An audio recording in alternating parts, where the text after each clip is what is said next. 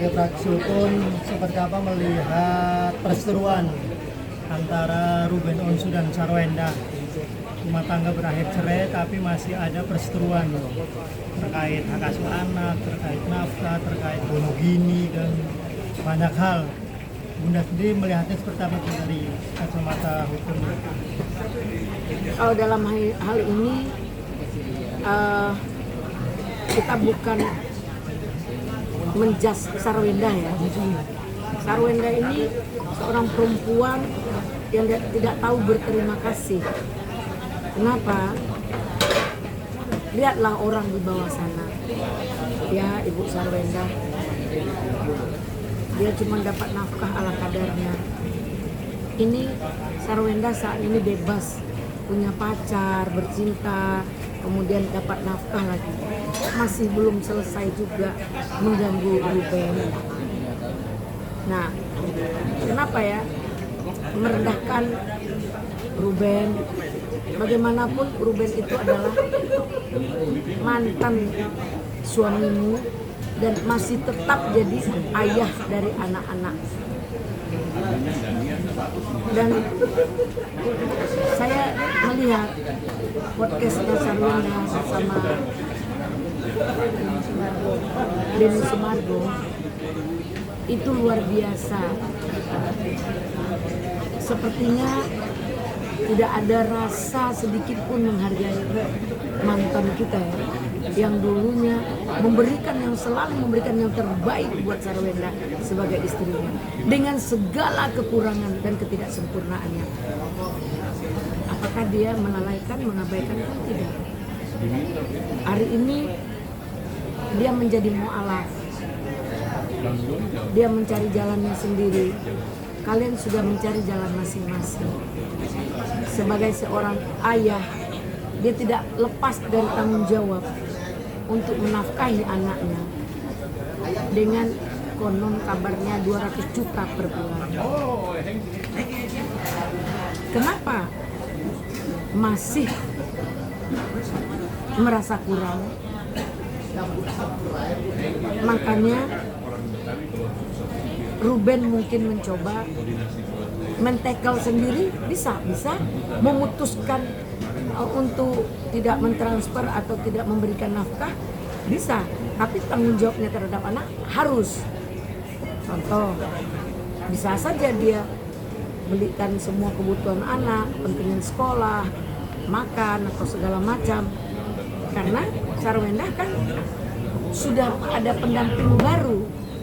Apakah itu sudah resmi menikah ataukah pacarnya? Sehingga di mata Ruben ada hal-hal yang tidak patut dan tidak elok untuk diperlihatkan dan dipertontonkan di depan anak di bawah umur. Kemesraan kita bermesra dengan orang lain yang bukan ayahnya. Apa isi otak anak kita yang masih di bawah umur? Apakah nggak merasa takut anak kita akan berpikir yang negatif untuk melakukan hal-hal yang negatif di kemudian hari setelah dia dewasa? Ini psikis loh. Ya, saya kebetulan adalah sertifikasi dari PPA, pengacara ya, PPA untuk perlindungan perempuan dan anak. Nah, dalam hal ini saya sampaikan pada Sarwenda agar tahu batas dan tahu diri, ya, karena gimana pun Ruben itu adalah ayah dari anak-anak kalian. Nah, jika kamu sudah memilih pasangan yang baru yang saat ini masih menikmati fasilitas dari Ruben seperti rumah ya, kalian masih bersama dengan orang lain di rumah mantan suami, kan tidak elok juga bagi pasanganmu. Dan pasanganmu kayaknya nggak risih ya, apakah ini ajas manfaat atau ajas ketidakberdayaan pasanganmu untuk memberikan fasilitas tempat tinggal untuk kalian bermesraan atau tempat kalian untuk mengadu kasih atau berumah tangga atau seperti apa.